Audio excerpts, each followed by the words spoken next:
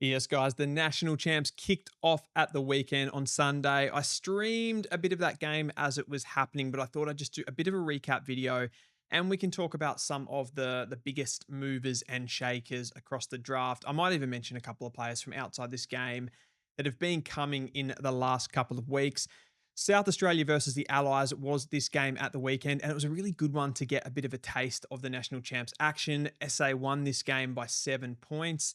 There were some big performers from those kind of, I guess, like recognized players in the draft crop, but we also had a few sort of come through as well. So it was a good one to get underway. It must be kind of, I guess, noted that for the Allies, they're a team that are coming from different states. You've got the Northern Territory, you've got Queensland, Tassie, New South Wales. So they don't get to train together as much. So that connectivity probably wasn't there throughout the game for them. They did come into this national championships with pretty high hopes on them, and a team that could potentially win the championship. But it will be difficult for them now after dropping this game. They'd probably almost have to go through the entire competition now undefeated for the rest of it to be able to win the competition. So that will be interesting. I think Vic Metro will be in the mix for that award as well. But we'll kick things off with the guns, the ones that are kind of already known from that sort of academy section. Just go over some of their performances to see if they sort of heighten things from this or maybe even lower their colours a little bit from the first game. The first one I want to talk about is the Brisbane Lions Academy player in Dan Annable. I think he's fairly recognised now as a top 10 player. He's probably the most complete midfielder in this draft crop. And first I'll go over his sort of, his physiology and stuff. He's 184 centimeters. He's a more nuggety type. He probably looks smaller than 184 because his body is a little bit more nuggety. He's very solid, very combative at the stoppages, but he does have a bit of an aerial game as well and an ability to push forward, kind of impact from stoppage in the forward 50 part of the ground, the forward half of the ground, and be able to kick goals, which is really important. But in this game, it was an interesting one for him. Like he had a very high uncontested possession rate in this game. He had 24 uncontested and 4 contested, which is a very different game for him. Just the 2 clearances. He's pretty well usually known as a clearance animal. So for me, if anything, this game was a good, like that was better to be able to see that from him, to be able to see what he can do on the outside with his running. And he really, he lined up on Dyson Sharp a lot in the second half of the game and he really outworked him, outran him, got away from him at stoppage and then sort of, found space in the forward half of the ground and that sort of thing. So it was a good game. We sort of already know what Daniel Annable can do, but this just sort of reinforced that, I suppose. And the way that he did it was kind of interesting. The next one that I did want to talk about is Bo Adensul. Probably like feels a bit like a little brother to Dan Annable in some ways. Another one from that Gold Coast Academy. So no clubs are going to be able to get a chance to draft either of these guys if the Gold Coast Suns want them. But Bo Adensul's that 182 centimeter midfielder. Again, a fairly sort of, I suppose, generic sort of midfielder. The player that comes to mind when I think about Bo Adensul is someone like an Adam Chera, who's pretty tidy on the ball, good skills, fairly combative in and under, but also, fairly nice on the outside, but perhaps doesn't have anything sort of shining on top of that, if that makes sense. There's nothing, he doesn't have amazing leg speed, amazing agility. Everything's just sort of above average. And that's kind of where I put him.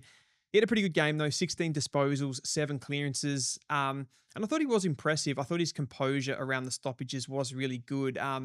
Even, Annable at times can sort of turn the ball over, can just throw it on the boot. And Adams was one of those players that sort of always looks to get himself into a more advantageous position to be able to use the ball. I think that kind of showed out and he sort of plays within his limitations, which I think was, a highlight for him in this game. Dylan Patterson, this guy's just ridiculous. I absolutely love watching him play. His agility is next level. I don't think we've sort of seen movement like this from a player. Like you'll get players that test really high in agility stakes, but the way he does it with the power and just sort of being able to show somebody the ball on one side and then go the other way, quite incredible when he gets up a head of steam. He played mostly off a wing and at half back in this game, but yeah, I just thought his dynamism was really impressive. He uses the ball really well, but probably his biggest skill is when you do get him in around that stoppage area. He can sort of receive the ball off the back and he can really turn someone inside out, get you forward a little bit more just to get you that kind of deeper entry, more penetrative entry. I think that's kind of where he shines. 23 disposals in this game. So pretty voluminous, and that's something that he hasn't sort of shied away from. He isn't a guy that's very dynamic and dangerous with the ball and then sort of gets just your 10 to 15. He sort of is able to push that 20 to 30 mark, which has been really impressive. So Those three players in Annable, Addensil, Patterson, although the Allies didn't get the win, I thought they were really impressive. And the other one that I wanted to mention from the Allies was Taj Murray, who kicked 14 goals, I was about to say. He had he kicked 4 goals, he had 11 disposals and 15 hitouts as that key position forward.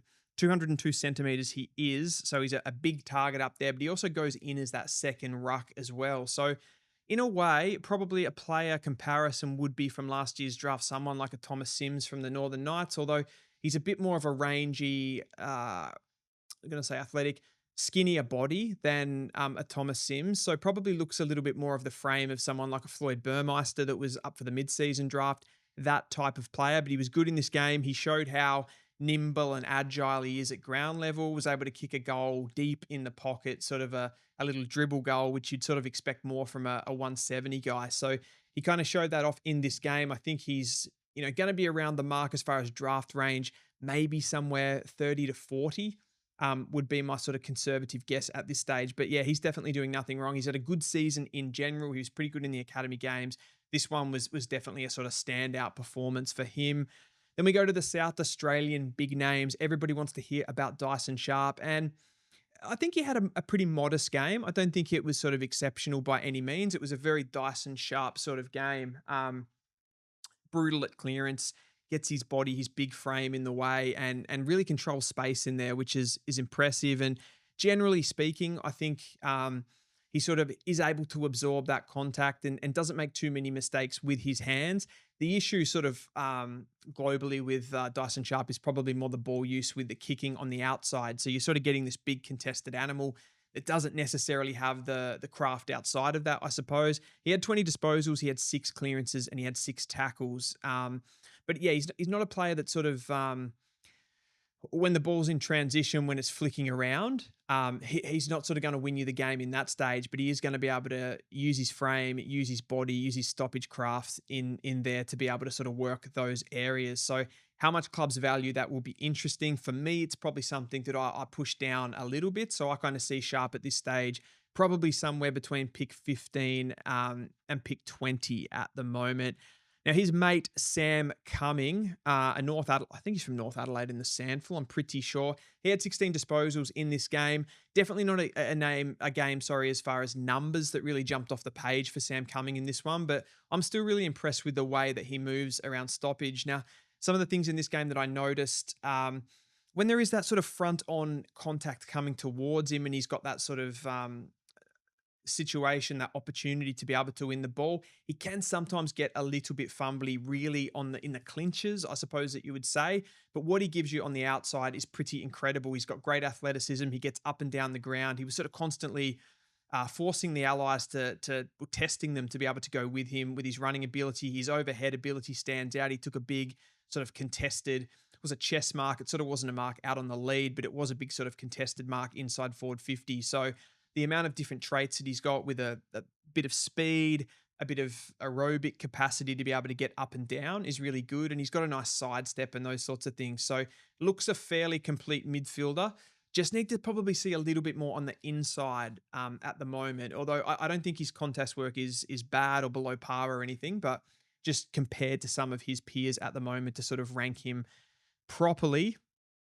Harley Barker is the next one. And Harley Barker's interesting. He kicked 2 goals in this game. He had 16 disposals and 7 score involvements. So he was, again, really testing the Allies from an offensive point of view.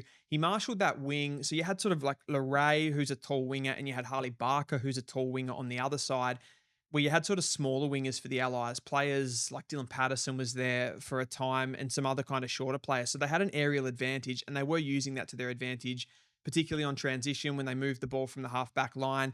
Barker was sort of bombing up and down. And you probably get a feel for the sort of player that Harley Barker is, looking at someone like an Ollie Dempsey. I think that's the sort of the prototype we're talking about here. We're talking about a guy in Barker that can run a sub 2.9 second 20 meter sprint. He's got a good vertical leap, although he didn't particularly show off that sort of aerial ability in this game. He was more sort of arriving late inside 50. There was a moment where Dyson Sharp sort of put a ball out in front of him and he was just able to use that pace and that endurance to get away from the Allies defender. ran into an open goal. He kicked a nice snap as well in the second or third quarter. So he was pretty dangerous in this game, and he's more of a death by a thousand cuts guy. I think if he had sort of a lethal kicking action, something that was, really able to hit up those sort of um, shorter kind of targets inside forward 50, I think that would really set him apart. But I think his athleticism and being able to nail that position as an aerial winger will definitely appeal to AFL clubs. So I sort of see Barker in that, definitely in that top 30 mix. Maybe somewhere 15 to 25 is probably somewhere where I kind of think he is at the moment without having a list in front of me.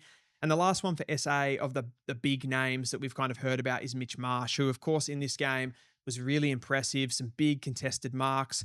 But it was more so that ability for him just to burst off from the defender, use his first few meters of pace that he's got to get away from the defender and take the ball on the lead. He made it really easy running directly at his midfielders, kind of getting those angles right so he was able to create space. If you're talking about a player comparison for Mitch Marsh, his stats firstly were 4 goals, 11 disposals. So obviously that's pretty maximum damage as far as a forward go. He's pretty much like an Aaron Cadman, like very similar, a little bit shorter at about 190 with the potential to maybe grow a few more centimeters. Plays a lot like Cadman, nice foot skills, very balanced, good agility, just good ball handling in general, and good ground level skills for somebody that's 190 centimeters plus. So I would like to see a little bit of him just in the midfield, just to show off all of the package that is Mitch Marsh, but he's definitely someone for me that is pushing for this top 10 at the moment. So the next part of the video is the new kids on the block, the guys that weren't really on the radar coming into this game that have sort of impressed or, I think could be draft bolters down the track, not necessarily that they had massive games or anything like that. The one that I want to start with here is he's a favorite of mine. So maybe there is a little bit of bias connected to this, but I just really like this kind of player. I like his game. He's a small forward. It is Zane Piker. He just arrives with maximum speed and power, this guy. He gets right up to the stoppage. He assists there, whether it's getting a little handball receive and being able to release someone in those chains to bring the ball from inside to out. He's there getting involved in that. But then he runs back at maximum pace towards goal, and he just makes things happen. He's a real threat there. Kicked the goal in this game, just had the 10 disposals, but from his 10 disposals, there were 8 score involvements. So pretty much every touch he was having went on the scoreboard, which is impressive. He had another sort of flying shot at goal that was pretty close and just connected so well with this South Australian team. They overall in the game as a unit, they looked really connected. And I think it was from these high forward type players. The other one that comes to mind, I've forgotten his name, Jim. There was a Jim in the South Australian team. Somebody get that to me. But anyway, they were both getting up to stoppage and just really helping out. Piker's pace, his footy smarts, and his one-touch handling of the ball sort of remind me of that, modern day small forward. You're looking at players. Well, the first player that he reminds me of is probably someone like an Ollie Hannaford from last year's draft, but someone that already plays in the comp. I think Lockie Schultz is a good one. And another one with his, potential athleticism and aerial ability is Jamie Elliott, who he's been compared to. So I like that for saying, but I'm loving what he's doing, and I'm really excited about him having a good national championships. Noah Dorr for South Australia is another potential bolter for me, a really good intercept defender around that low 190s, similar player to Xavier Taylor from the Eastern Rangers, just someone that looks really composed when he's got the ball in his hands, but he's also able to do that one-on-one defending and intercepting. So triple threat capabilities, which I really like. He had 11 disposals. He had 4 intercepts. And as I said, just really used the ball well to be able to set up South Australia off that half back line. I think they had a lot of guys sort of tear-assing off the back line that at times didn't use the ball particularly well. And I think he was one that had a real composure. And with his ranginess and his long limbs, he's going to be a threat at AFL level with his athleticism and physiology. The other one I wanted to talk about here was definitely Kobe Colson from the Allies. So another Gold Coast Academy player who was just sort of racking them up. He just looked, this guy compared to say Adensu or Annable, he just looked like he had a bit of, extra length in the limbs. He was able to sort of get a hand in around the stoppages. He was pretty good from a clearance perspective, but he racked up 29 disposals in this game, which was a game high, showing the fact that he knows where to go. He can run into those really nice areas, be pretty corridor biased with the way that he takes the field. So he just links up, kind of chooses the the path to least resistance, I suppose, with the patterns that he runs and gets involved in the play. And he was a just a constant, and not somebody that necessarily stood off the jumped off the page for the Allies, but just someone that just kept them in the game, just kept linking up for chains, winning contested possessions, and keeping the Allies in the game with that midfield unit.